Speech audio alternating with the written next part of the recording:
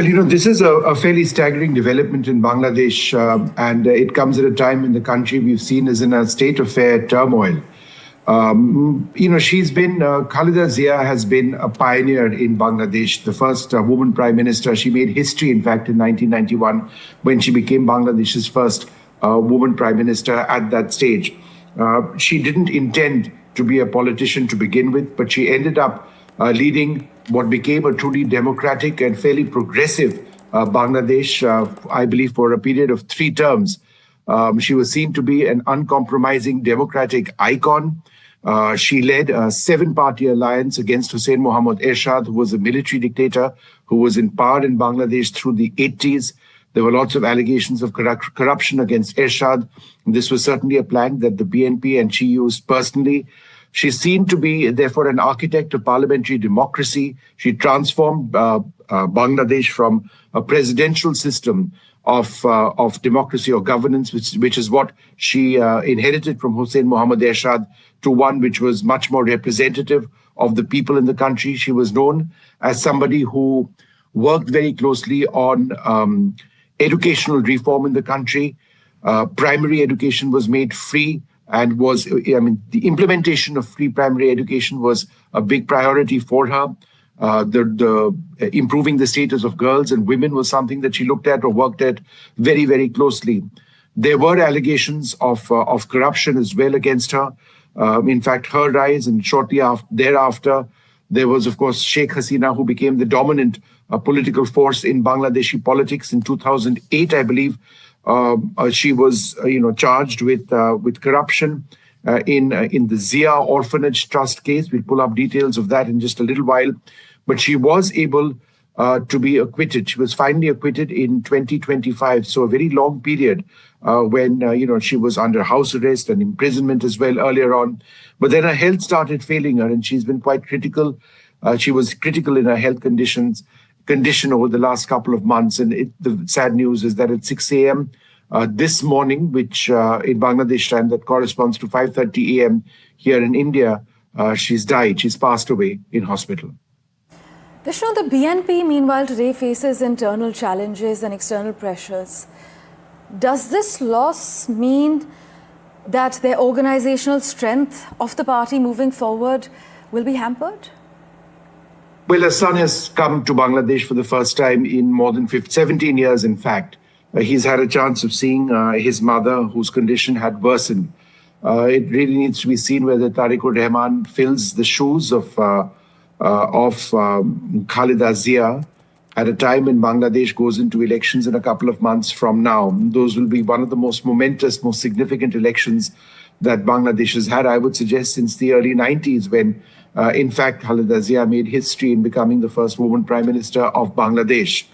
Therefore, there are all sorts of, accounts, or there's a sense of deep concern on what may happen in Bangladesh. Will we, for example, see a very strong Islamist leadership in Bangladesh emerge?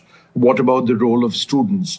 What about the role of the BNP? Is Tarique Rehman the leader who can actually make a difference and provide stability in the country?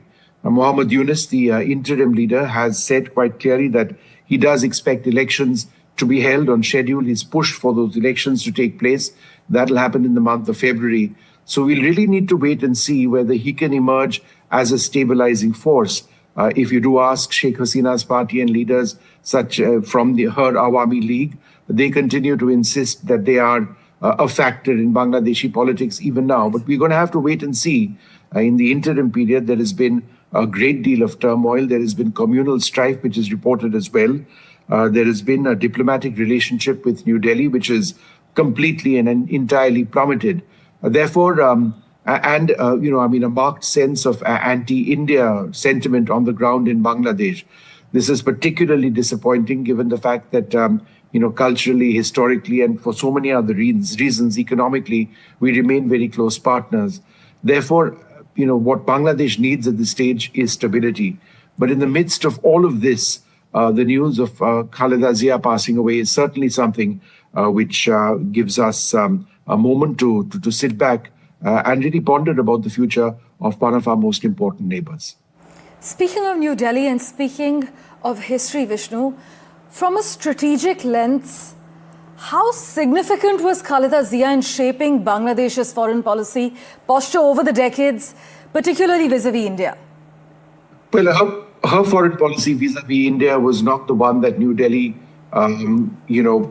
was ideally, very fond of or close to. I mean, over a period of time, Sheikh Hasina became the leader that New Delhi identified best with.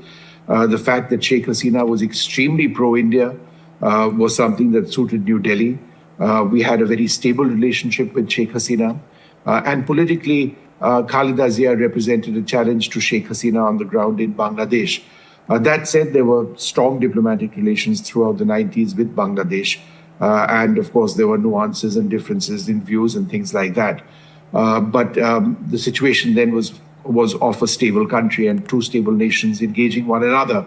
But in terms of Khaleda Zia herself, the fact that, some of her views were contrarian to what New Delhi believed in certainly defined that relationship between India and Bangladesh. But just moving beyond, the India-Bangladesh sort of story to Sheikh Hasina herself, to Khaleda Zia herself, she was always seen to be, an uncompromising democratic icon.